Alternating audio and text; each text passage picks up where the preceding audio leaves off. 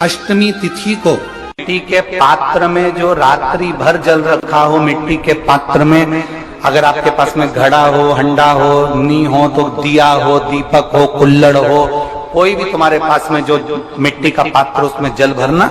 मिट्टी के पात्र का जल अपने घर के प्रत्येक व्यक्ति का स्पर्श कराकर उस मिट्टी के पात्र के जल को तांबे के पात्र में डाल लीजिए और घर के प्रत्येक व्यक्ति का स्पर्श करा लीजिए और शंकर भगवान पर कुंडकेश्वर महादेव के नाम से समर्पित करिए। कभी जीवन में पीछे पलट कर देखने की जरूरत नहीं पड़ेगी। आप जाकर जल चढ़ाएंगे। आप भी बना लो एक नियम कि वैशाख महीने की शिवरात्रि मुझे भी शंकर भगवान को अपने दिल की बात कहते हुए, अपने मन की बात कहते हुए, रोग मुक्ति के लिए, कार्य सिद्धि के लिए, धन वैभव संपदा के लिए, समृद्धि के लिए मुझे भी जल चढ़ा, मैं भी जल चढ़ा। एक लोटा पानी शिव जी को, उसमें बेलपत्र डालने के बाद हेड में उस जल को, या कोई मिट्टी का सकोरा हो, बर्तन हो, घड़ा हो, कलश हो, उसमें भरा हुआ रखा हो, वो तांबे के पात्र में डाल लो, उसको ले जाकर चढ़ा दो। और एक और चीज का ध्यान रखना,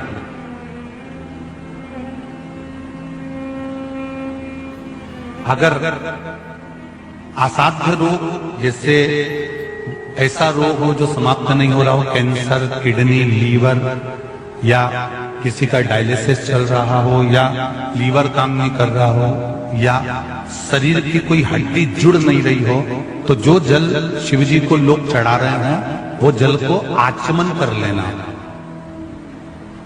और आचमन शंकर भगवान की छोटी बेटी अशोक सुंदरी के नाम से करना, उसका आचमन केवल अशोक सुंदरी के नाम से। और शंकर भगवान की सबसे छोटी लड़की अशोक सुंदरी नंदनवन में पैदा हुई, जन्म लेती, नंदनवन में जन्म लेती। नंदनवन मतलब काशी। घर के छोटे बच्चों को भी बोलो, बड़ों को भी बोलो, बुजुर्गों को भी बोलो, चलो एक लोटा पानी चढ़ा के आते हैं, चलो। अगर कैंसर का रोग है, या किडनी, या लीवर, या बुखार, पेट से जुड़ा हुआ, सिर से जुड़ा हुआ, कंधे से जुड़ा हुआ, या घुटने से जुड़ा हुआ, या रीढ़ की हड्डी में कहीं पानी भरा गया हो, या कमर झुक रही हो, कोई भी रोग उधर से लेकर शरीर के अंदर नहीं भागता है और वो बेकार हो रहा है। तो बैसाख का महीना चल रहा है राकेश देवी जी, बैसाख का महीना चल रहा है। बैसाख के महीने की शिवरात्रि के दिन, बैसाख के महीने की जो शिवरात्रि आएगी, हर महीने शिवरात्रि आती है, तो बैसाख की जो शिवरात्रि है, इस शिवरात्रि के दिन सुबह 8 बजे से लेकर 11 बजे के बीच में एक लोटा पानी, उसमें थोड़ा सा बेल का फल मिल जाए, उस फल का थोड़ा सा भाग, या तो बेल का फल का अगर छिलका मिल जाए तो उसमें पानी भरकर तांबे के लोटे में डाल लो, या बेल का फल नहीं मिले तो बेलपत्री को लेके उसमें डुबो दो और डुबो के बेलपत्री को बाहर निकाल दो। वो पानी भगवान शंकर को शिवरात्रि के दिन, बैसाख महीने की जो शिवरात्रि है, बैसाख के महीने में प्रत्येक महीने शिवरात्रि आती है, बैसाख के महीने की शिवरात्रि के दिन सुबह 8 बजे से लेकर 11 बजे के बीच में शंकर भगवान को अपना रोग और बीमारी का लेकर शंकर भगवान को जल समर्पित कर जाओ। बाबा पर विश्वास रखकर चढ़ाना, धीरे धीरे ठीक हो जाओ। शिव से भगवान शिव की सुबह के समय जाता है। और अगर बेलपत्री का पानी नहीं मिले तो मिट्टी के पात्र का पानी, आपको कथा में कहा है, मिट्टी के पात्र का पानी, वो भी शंकर भगवान को समर्पित कर सकते। जल बैसाख के महीने में शंकर पर शीतल जल समर्पित कर देने से शरीर के रोग समाप्त हो जाते हैं और रोग दिखता नहीं। शीतल, और अगर शीतल जल का दर्शन करना हो तो कभी महाकालेश्वर अभियान, कभी आप लोग लाइव दर्शन करते हो महाकाल के, तो महाकाल के दर्शन करेंगे तो बैसाख महीने में 5-5 घड़े मिट्टी के महाकाल राजा के ऊपर मान दिए जाते हैं। जल चढ़ाने के लिए। कभी आप लोग चकलेश्वर महादेव जाए मथुरा वृंदावन में गिरिराज जी की परिक्रमा, चकलेश्वर महादेव पे 5-5 मिट्टी के घड़े शिव जी के ऊपर बांध दिए जाते हैं। कभी काशी जाएं तो वहां पर मिट्टी का घड़ा शिव जी के ऊपर रख दिया जाता है। क्यों? क्योंकि वो मिट्टी के पात्र का जल जब बैसाख के महीने में शिव पर गिरता है तो जो उस जल को समर्पित करता है वो रोग से मुक्त हो जाता है, बड़ी बीमारी में घिरता नहीं। जयंत ब्राह्मण के मुख से श्रवण कर लिया था कि बैसाख महीने में अगर शिवरात्रि पड़े और उस शिवरात्रि पर एक कलश का पात्र, लोटा तांबे का या मिट्टी में रखा हुआ जल पात्र में लेकर एक बेलपत्र का छोटा सा भाग उसमें छुआया हुआ, और फिर निवेदन कर रहा हूं अगर बेलपत्र उस दिन नहीं मिले तो पात्र लेकर चले जाना मंदिर में। मंदिर में शंकर जी पे तो बेलपत्र चढ़ी होगी ना, अरे बोलो तो जरा, चढ़ी होगी ना। उसी बेलपत्र को धोकर फिर जल के पात्र में उसको छुआकर फिर शंकर भगवान को भाव से, दिल से जो चाहते हो, धन वैभव संपदा सत्ता या रोग से मुक्ति, चाहे उदर से जुड़ी हो। हाँ, एक चीज का ध्यान करना, अगर संपदा के लिए, विवाह के लिए या विद्या के लिए या अन्य चीजों के लिए आप शिव जी को जल चढ़ा रहे हो तो उसके जल को उठाकर नहीं लाना है। और अगर रोग के लिए जल चढ़ा रहे हो कि मुझे ये तकलीफ है, घर में ये बीमारी चल रही है या रोग चल रहा है या किडनी का या लीवर का या कैंसर का या ब्लड प्रेशर का, तो जो जल तुमने समर्पित करा उसको लेकर आकर आचमन भी करना। कौन से दिन? जम के बोलो जरा। शिवरात्रि शंकर कह रहे हैं, मां उमा से, मां पार्वती से मेरा महेश कह रहा है, मेरा बाबा भोलेनाथ, मेरा बाबा विश्वनाथ, मेरा त्रिकालदर्शी कैलाशी अविनाशी कह रहा है कि हे पार्वती,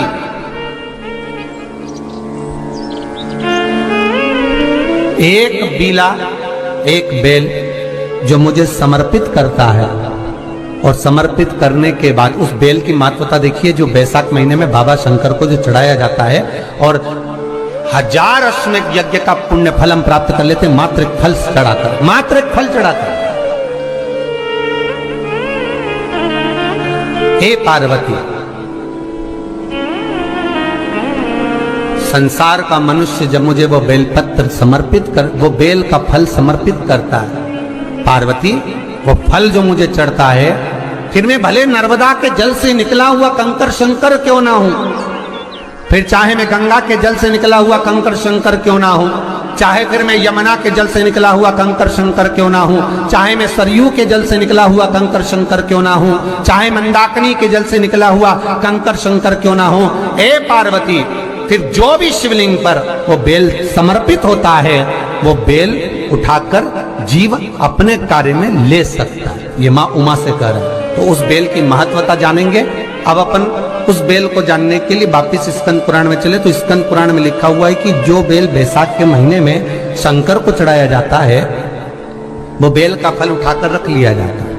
बैसाख के महीने में उस चढ़े हुए, बाकी का आपको बेल का फल खाना हो तो बात दूसरी, पर चढ़ा हुआ जो बेल का फल है वो पूरा बैसाख नहीं खाना। बैसाख के बाद में अगला जो महीना आए उस महीने के अंदर उस फल के अंदर का गुर्दा निकालकर उसको सुखा लीजिए और सुखाकर जिस व्यक्ति को पथरी की बीमारी हो और जिस व्यक्ति को पेट में बहुत भोजन पचता ही नहीं है, पूरा शरीर पाचन क्रिया बेकार हो गई, उस व्यक्ति को केवल 7 दिन तक शंकर पर चढ़ा हुआ वो बेलपत्र प्रदान कर दीजिए, पथरी भी बाहर और पाचन क्रिया भी ठीक, जिंदगी भर तकलीफ नहीं।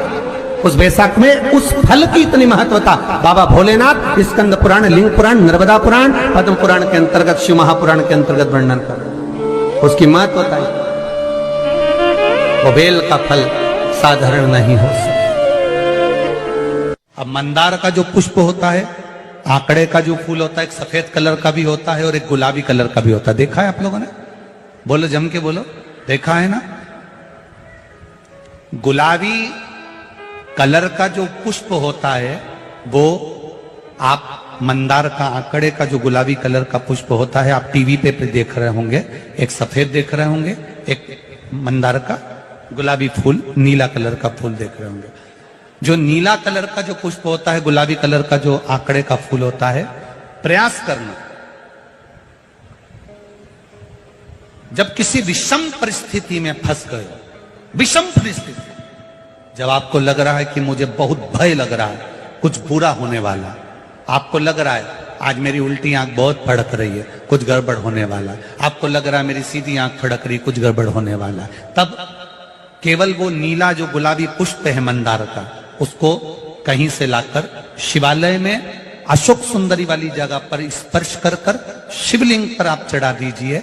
आपकी विषम परिस्थिति कैसी भी होगी वो रास्ता बनाकर बाहर निकल जाएगी, आपको फंसना नहीं, परेशान नहीं। मंदार आंकड़ा, सफेद आंकड़े का पुष्प भी भगवान शिव को समर्पित होकर, जैसे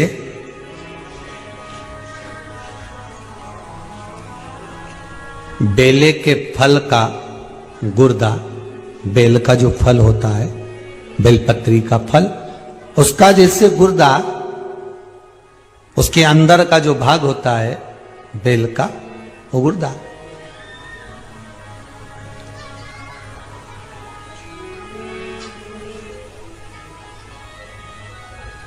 उसको अग्नि में जलाकर उसकी भस्म तैयार कर कर छान कर जब जब आपके यहां विद्वान ब्राह्मण शिव जी का अभिषेक कराते हैं, पूजन कराते हैं, तो उसमें लिखते हैं पूजन के साहित्य में बेलपत्री, धतूरा, दुर्वा, ये उसमें नीचे लिखेंगे भस्म। लिखते कि नहीं लिखते? लिखते हैं ना, भस्म अभिषेक में चाहिए रहती है। तब उस भस्म का थोड़ा सा भी भाग आप अगर शिव को समर्पित कर रहे हो तो ये जान लें कि शंकर मनवांछित फल प्रदान कर रहे हैं, शिव फल प्रदान कर रहे हैं।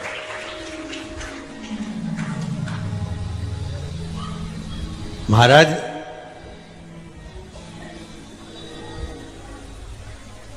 बेलपत्री के वृक्ष के नीचे बैठकर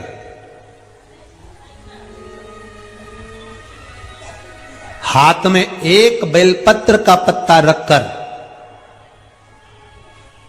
आप पंचाक्षर मंत्र नमः शिवाय, ओम नमः शिवाय या श्री शिवाय नमस्तुभ्यम या महामृत्युंजय मंत्र का स्मरण कर रहे हो, पर डंडी का भाग अपनी ओर, बेलपत्र की बीच वाली पत्ती का भाग बीच वाली उंगली की ओर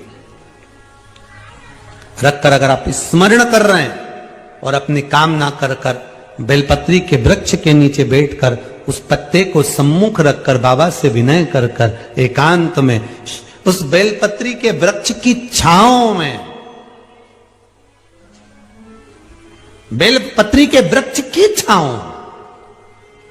आप कामना कर कर उस पत्ते को शंकर भगवान के ऊपर समर्पित कर रहे हैं, तो ये जान कर रखें कि पार्वती और शिव का मिलन करवा रहे हैं और अपनी मनवांछित फल कामना पूर्ण करवा रहे हैं। क्योंकि शिव और पार्वती का जब मिलन होता है, शंकर पार्वती जब एक दूसरे के सम्मुख में होते हैं, शिव और पार्वती जब एक दूसरे के सामने अपने बच्चों के कारण एक दूसरे के सम्मुख में आते हैं, तो उनके चेहरे पर प्रसन्नता का भाव आ जाता।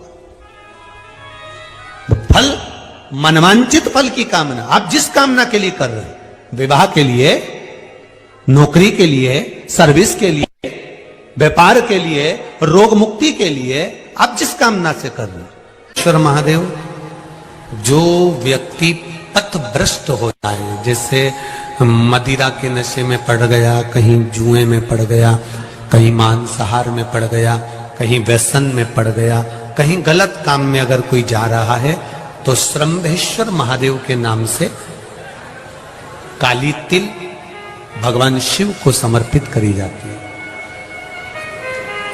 महाराज काली तिल को वापस उठाकर ले आते हैं, उसी काली तिल को जो मदिरा का नशा करने वाला होता है या जो गलत व्यसन में डूबा हुआ होता है, उसको वो सुबह के समय अगर नहीं खाता तो भोजन के साथ उसको दिया जाए। श्रंभेश्वर महादेव, एक बेलपत्री का भी बहुत अच्छा प्रयोग है श्रंभेश्वर महादेव का, मदिरा पीने वालों के लिए, मांसाहार, व्यसन में, जुए में, वेश्यावृत्ति में, पर नारी में, गलत जगह पर जो डूबे रहते हैं उनके लिए। पहले की कथा में उसका वर्णन किया है, बेलपत्री, श्रम्भेश्वर महादेव। एक बार सब बोलेंगे, कौन से महादेव? श्रम्भेश्वर महादेव। फिर जम के बोल लो एक बार, श्रम्भेश्वर महादेव। जब हमारे घर में क्रोध बढ़ता है या कोई गलत कार्य में जाने लगता है तो श्रम्भेश्वर महादेव का हमें शरणागति लेना चाहिए, श्रम्भेश्वर महादेव का पूजन करना चालू कर देना चाहिए। कई लोग कहते हैं महाराज जी श्रम्भेश्वर महादेव का मंदिर कहाँ मिलेगा, हम कहाँ पूजन करने जाए? कहीं नहीं जाना, तुम्हारे घर के पास में जो शंकर जी का मंदिर है वहीं जाओ, उसी देवालय में, उसी मंदिर में जाओ, श्रम्भेश्वर महादेव के नाम से जल चढ़ाना प्रारंभ करेंगे। वो जल जो गलत संगत में पड़ा हुआ है उसका आचमन कराना प्रारंभ करेंगे, अपने आप उसकी धीरे धीरे बुद्धि सुधरना प्रारंभ हो जाएगी। ऐसा श्रम्भेश्वर महादेव का साथ की शिवरात्रि आ रही है, छोड़ना मत, बेलपत्री का पत्ता जल में डालकर भले पत्ते को निकाल देना, और वो जल जो रोग है, जो बीमारी है, संपदा नहीं आ रही हो, दुकान नहीं चल रही हो, व्यापार नहीं चल रहा हो, बच्चे चिड़चिड़े हो गए हो, क्रोध पड़ रहा हो, तो भी बाबा पर घर के प्रत्येक व्यक्ति एक लोटा जल जरूर चढ़ा के आना, शिव को नमन कर आना, ये मौका नहीं मिलता।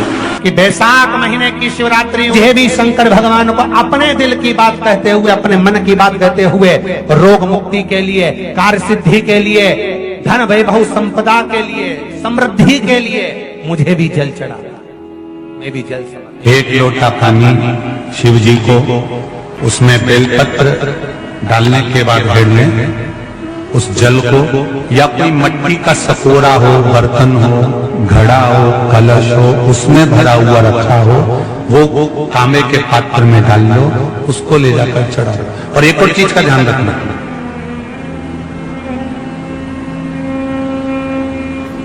अगर असाध्य रोग, जैसे ऐसा रोग हो जो समाप्त नहीं हो रहा हो, कैंसर, किडनी, लीवर, या किसी का डायलिसिस चल रहा हो, या लीवर काम नहीं कर रहा हो, या शरीर की कोई हड्डी जुड़ नहीं रही हो, तो जो जल शिव जी को लोग चढ़ा रहे हैं वो जल को आचमन कर लेना। और आचमन शंकर भगवान की छोटी बेटी अशोक सुंदरी के नाम से करना, उसका आचमन केवल अशोक सुंदरी के नाम से। और शंकर भगवान की सबसे छोटी लड़की अशोक सुंदरी नंदन में पैदा हुई, जन्म नंदन वन में जन्म। नंदन वन मतलब काशी। घर के छोटे बच्चों को भी बोलो, बड़ों को भी बोलो, बुजुर्गों को भी बोलो, चलो एक लोटा पानी चढ़ा के आते हैं, चलो। अगर कैंसर का रोग है या किडनी या लीवर या बुखार, पेट से जुड़ा हुआ, सिर से जुड़ा हुआ, कंधे से जुड़ा हुआ, या घुटने से जुड़ा हुआ, या रीढ़ की हड्डी में कहीं पानी भरा गया हो, या कमर झुक रही हो, कोई भी रोग उधर से लेकर शरीर के अंदर में भागता है और वो बेकार हो रहा है। तो बैसाख का महीना चल रहा है, राकेश देवी जी, बैसाख का महीना चल रहा है। बैसाख के महीने की शिवरात्रि के दिन, बैसाख के महीने की जो शिवरात्रि आई है, हर महीने शिवरात्रि आती है, तो बैसाख की जो शिवरात्रि है, इस शिवरात्रि के दिन सुबह 8 बजे से 11 बजे के बीच में एक लोटा पानी, उसमें थोड़ा सा बेल का फल मिल जाए, उस फल का थोड़ा सा भाग, या तो बेल का फल का अगर छिलका मिल जाए तो उसमें पानी भरकर तांबे के लोटे में डाल लो, या बेल का फल नहीं मिले तो बेलपत्री को लेके उसमें डुबो दो और डुबो के बेलपत्री को बाहर निकाल दो। वो पानी भगवान शंकर को शिवरात्रि के दिन, बैसाख महीने की जो शिवरात्रि है, बैसाख के महीने में प्रत्येक महीने शिवरात्रि आती है, बैसाख के महीने की शिवरात्रि के दिन सुबह 8 बजे से लेकर 11 बजे के बीच में शंकर भगवान को अपना रोग और बीमारी, शंकर भगवान को जल समर्पित कर भावा पर विश्वास कर भगवान सुबह के समय जाकर। और अगर बेलपत्री का पानी नहीं मिले तो मिट्टी के पात्र का पानी, आपको प्रथम कहा, मिट्टी के पात्र का पानी वो भी शंकर भगवान को समर्पित कर सकते। जल बैसाख के महीने में शंकर पर शीतल जल समर्पित कर देने से शरीर के रोग समाप्त हो जाते हैं और रोग मिटता नहीं। शीतल, और अगर शीतल जल का दर्शन करना हो तो कभी महाकालेश्वर अभियान कभी आप लोग लाइव दर्शन करते हो महाकाल के, तो महाकाल के दर्शन करेंगे तो वैशाख महीने में 5-5 घड़े मिट्टी के महाकाल राजा के ऊपर मान दिए जाते हैं जल चढ़ाने के लिए। कभी आप लोग चकलेश्वर महादेव जाए मथुरा वृंदावन में गिरिराज की परिक्रमा, चकलेश्वर महादेव के 5-5 मिट्टी के घड़े शिव जी के ऊपर मान दिए जाते हैं। कभी काशी जाए तो वहां पर मिट्टी का घड़ा शिव जी के ऊपर रख दिया जाता है। क्यों? क्योंकि वो मिट्टी के पात्र का जल जब बैसाख के महीने में शिव से गिरता है तो जो उस जल को समर्पित करता है वो रोग से मुक्त हो जाता है, बड़ी बीमारी में घिरता नहीं। बैसाख के महीने में सत्तू जरूर खाओ, और सत्तू चाइना से नहीं आएगा, इंडिया में बनेगा। श्रीमद् महापुराण की कथा कहती है कि शंकर भगवान के शिवलिंग से लेकर जलाधारी में कुछ स्थान ऐसे हैं वहां पर हमारा मात्र स्पर्श कर अपने दिल की बात कह देने पर भी कार्य सफल हो जाता है। तुम जल चढ़ाओ मत चढ़ाओ, तुम बेलपत्र चढ़ाओ मत चढ़ाओ, तुम धतूरा चढ़ाओ मत चढ़ाओ, पर दिल से अगर तुमने कहा तो उसका फल मिलेगा। सत्तू 12 महीने खाओ मत खाओ। कौन सा महीना? बैसाख के महीने में सत्तू जरूर खाओ, और सत्तू चाइना से नहीं आएगा, इंडिया में बनेगा और बना भारत में ही। मरने का 47वां दिन, जब मरेंगे तब गरुड़ पुराण बचेगी, पहले ही सुन लो। और जिसके पास में गरुड़ पुराण नहीं हो तो पंडित जी से मंगवाकर फिर पढ़ के देख लेना। मरने के 47वें दिन 47 डेज 47वें दिन किस चीज का दान तुम्हारे सामने आता है? मरने के 47वें दिन। 10 दिन तक तो जीवात्मा घर की अटारी फिरती, मरने के बाद 12वें के दिन चली जाती है। उसके बाद में जब 47वां दिन आता है तो 47वें दिन जीवात्मा को क्या दान करा जाता है? व्यक्ति ने क्या पुण्य करा होता है कि उसको नरक नहीं भोगना पड़ता, बेतरणी नहीं भोगना पड़ती, वो सीधे बेतरणी से पार ऊपर जाता है। वो किस चीज का दान है? तो कहा शिव महापुराण में, गरुड़ पुराण में कि वो सत्तू का दान है जो बैसाख महीने में करा जाता है। सत्तू का दान 3 चीजों से मिलकर बनता है। जौ, बोलते जाओ जल्दी, गेहूं, चना, ये 3 चीज से मिलकर बनता है। इसमें जो बारीक बारीक कण होते हैं, जितने जितने 3 चीज के मिले हुए बारीक बारीक कण होते हैं, ये जब दान किया जाता है सत्तू का, तब ये बेतरणी करने के लिए 47वें दिन इस जीवात्मा ने अगर सत्तू का दान करा होता है या सत्तू का सेवन बैसाख के महीने में करा होता है तो उसको बेतरणी नहीं भोगना पड़ती, डायरेक्ट सीधे रतलाम उज्जैन से डायरेक्ट। मैंने भी तो ये पूछा किस किस क्या बनता है? मैं अभी थोड़ी ना कि अभी बन गया, बैसाख में बनता तो होगा। पहले गांव के लोग तीरथ करने जाते थे, गांव का लोग जब तीरथ करने जाता था कोई सामान नहीं लिया, सत्तू बांधी पोटली में धरा यूं और पानी में धो लिया और नमक डालिया या शक्कर या गुड़ घोल के और पी के वही चले। आज के अब जब सैनिक युद्ध करने जाता है, थक जाता है, बहुत थकान हो जाती है, जब उससे देखा जाता है तो सैनिक का जो कमांडर होता है वो सत्तू मंगवाता है और गिलास में घोल घोल कर पूरी सेना को पिलवाकर फिर युद्ध में उतार देता है। फिर युद्ध में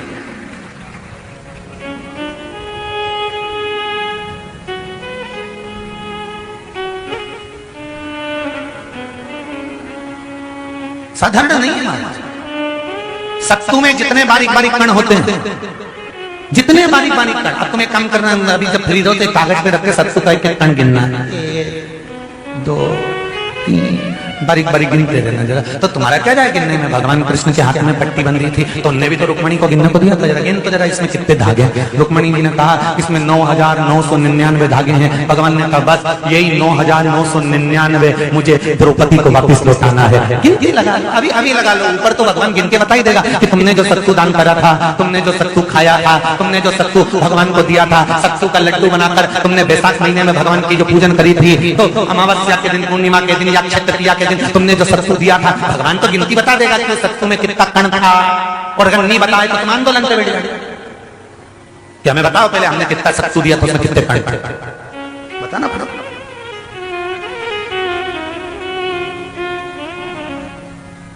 एक शिव की आराधना में चांगुना ने एक लोटा जल भरा, उसमें थोड़ा सा चंदन डालकर बेलपत्री के वृक्ष के नीचे ले जाकर डाल देती, थोड़ा सा जल बचाकर शिव जी को डाल देती। शंकर भगवान ने एक दिन चांगुना के सामने मन में विचार प्रकट करा और पार्वती जी से कहा, पार्वती एक बात समझ में नहीं आती, आधा जल ये बेलपत्री को देती है, आधा जल मुझे देती है। जब आधा जल मुझे देती है तो मुझे बड़ा गुस्सा आता है, क्योंकि बच्चे और बूढ़े ये दोनों एक समान हैं। बच्चों को थोड़ा सा भी उसकी सामग्री में से, उसकी चॉइस की चीज में से तोड़ के अगर दूसरे को दे दिया तो बच्चा यूं फेंकेगा, वो जाके और मुंह फुला के बैठ जाएगा, नी खाऊं नी खाऊं। मां समझाए थारे भाई है रे, होगा नीचे मत को ऐसा भाई जो मेरा ही हिस्सा खा जा, मुझे तो पूरा ही। फिर मां अंदर जाएगी, फ्रिज में से वापिस पूरा की पूरा आम निकाल के लाएगी और आम देगी, ये पूरा है, अब चक्कू से कटा नहीं, देख छोरा भी इतना है वाला, पूरा घुमा घुमा के देख लेगा।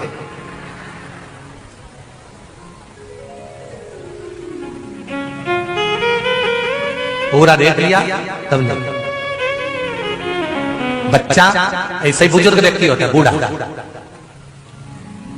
पति को भोजन दिया तो उसमें चटनी रख दी, जीरा मन रख दिया, पापड़ सेक के रख दिया, और बुढ़ा व्यक्ति जब भोजन करा तो उसमें कहीं नहीं, तो बूढ़े की निगाह में तो ही जाता है कि बताओ अपनी तो वैल्यू घस गई। तो बच्चे के मन में और बुजुर्ग के मन में आ जाता है, बच्चा और बूढ़ा एक साथ। भगवान ने कहा ये आधा जल कहां ढोल के आती है? पार्वती ने कहा उसके संतान नहीं है, इसलिए वो बेलपत्री की भी आराधना करती है और आपकी भी आराधना करती है। ठीक है,